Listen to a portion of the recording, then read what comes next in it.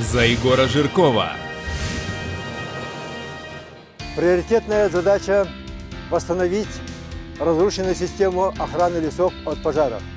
Буду добиваться кратного увеличения финансирования лесничеств и авиалесохраны. Я смогу добиться, чтобы в нашей Якутии парашютно-десантный состав состоял из 800-900 человек. Считаю необходимым пересмотреть нормативы финансирования лесохраны, установить новые нормы выделения денежных средств расчета на 100 гектаров, на 1000 гектаров леса. Леса Якутии – это 5-я часть лесов России. Соответствующим и должен быть уровень финансирования от федерального бюджета.